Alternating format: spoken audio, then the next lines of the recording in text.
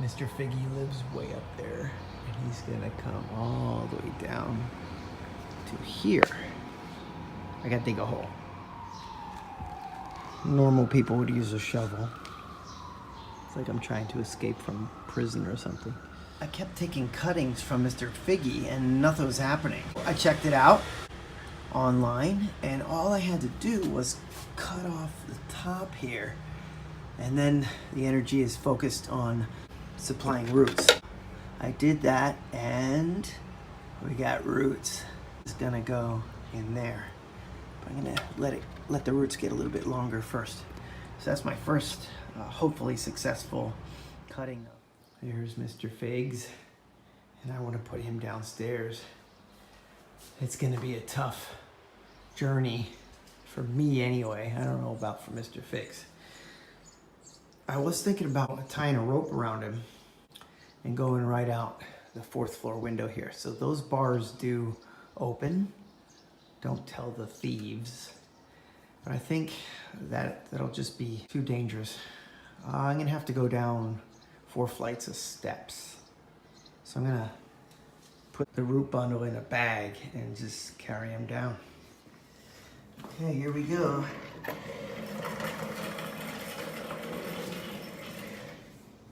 I'm gonna put this in the bathroom and take the root bundle out and put it in a plastic bag. It's gonna be tricky.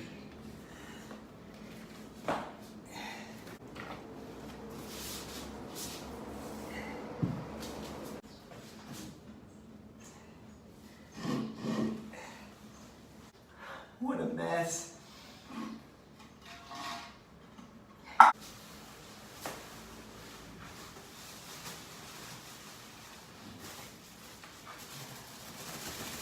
Oh, that was extremely difficult. I had to hold the stalk up with one hand, and the bottom bag, it's all loose, really loose soil. I had to hold that up with my right arm and go down basically 8 flights of steps. It's 4 floors, but each floor has 2 flights with a landing. It's going outside now. I dug way down. There's like a cloth at the bottom of this raised bed. I planted them pretty deep, so from this perspective with the 2 other plants next to it, Mr. Figgy is not that big actually. We're gonna clear out the 2 other plants, trim them down. I'm happy there's not too much of these plants roots that go towards the middle here. I hope he likes his new home. This is called guihua in Chinese. There's little white flowers. Smells good.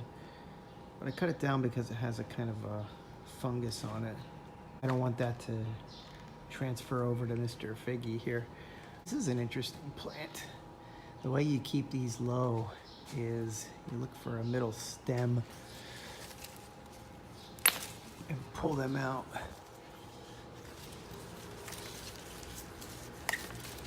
See that?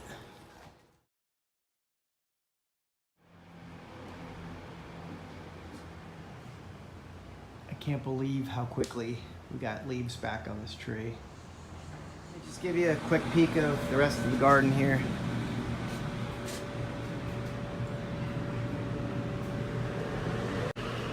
It's mint,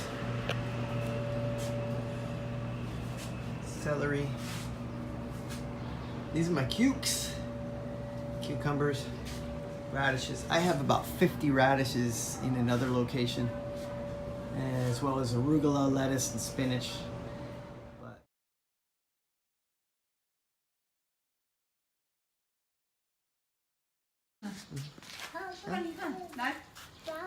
Bá草在哪里有？在哪里？拔草。好，拔起来。Pull it out. Pull the weeds. Here's one. This one. Thank you. Thank you. Thank you. And here we have another fig with figs from JC and Trooper Woo. Thanks, guys. Every couple of weeks, I'm adding this expert gardener plant food. It's a bunch of minerals that are good for houseplants, vegetables, fruit, everything trees. I might put the avocado where Mr. Figgy was, but if I do that, I need some kind of a stool to get him up close to the window. I put some sticky paper out just now to monitor the fly situation. I've seen a couple flies buzzing around. This doesn't do too much to deter them, but I can just kind of see how bad the situation is. Sticky paper is actually for catching cockroaches, and we buy it in larger strips and then cut them down, and you peel off a yellow piece of paper to reveal the sticky side. Speaking of the sticky paper, my wife came over to me. My mind was all on the sticky paper that we use for the bugs in my garden, and she's like, "Can I stick this on your neck?" And I thought it was a joke, but it turns out that this stuff that I have on my neck right now it looks almost identical with the sticky paper that we have in the garden. This stuff it's like kind of like sports cream on a cloth. It feels great. My wife also uses it on her hands. She has carpal tunnel right now, and we cut them into strips and wrap them. My problem with my neck, I have cervical stenosis, which is the narrowing, or I guess it's kind of like cloudiness on an x-ray of the canal in the vertebrae of the neck. And knock on wood, it hasn't been too bad when I'm running because I'm upright, but it's given me problems when I'm on my bike. So I won't be doing too much on the bicycle because I'm like in an awkward position with my neck when I'm riding. Just got to deal with that. It's another thing with age, I guess. I'm going to PT, hopefully at least 3 days a week. I'm doing traction. So you lay down on a bed and they strap something to your head and basically pull.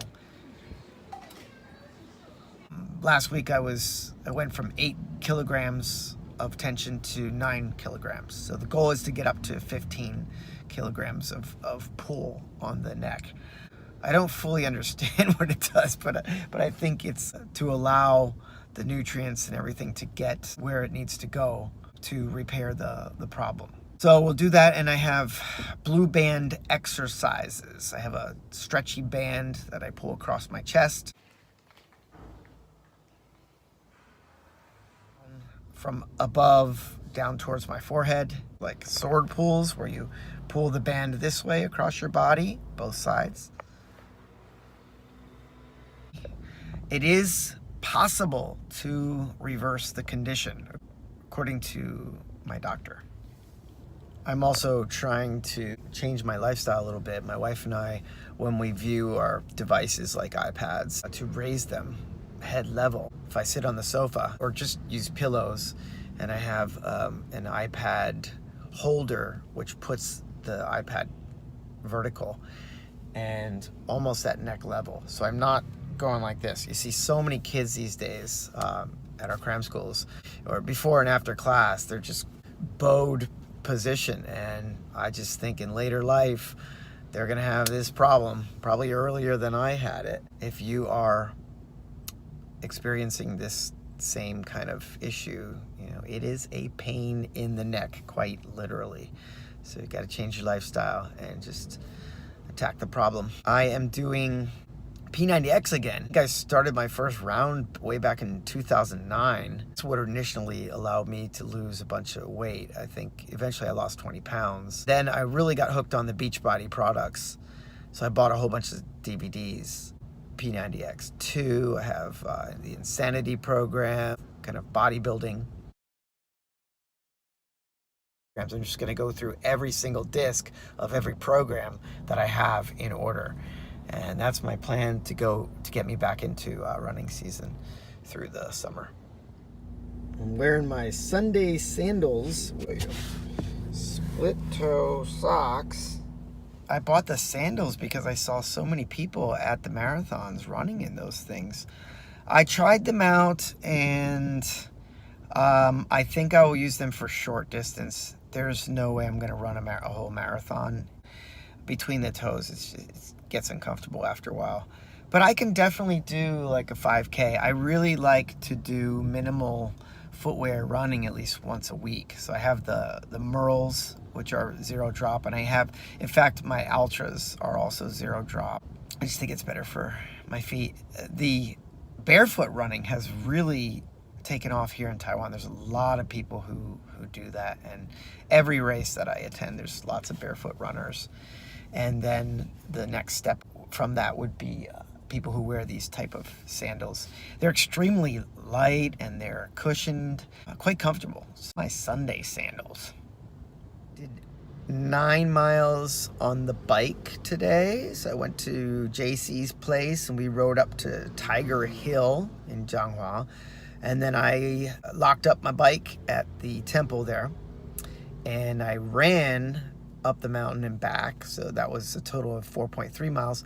And then we went back to his place for coffee. So still trying to get a few runs in as we approach summer here and just try to stay with it as the heat comes. But I'm gonna have to do some indoor treadmill work in addition to the Beachbody programs. I also want to climb some mountains.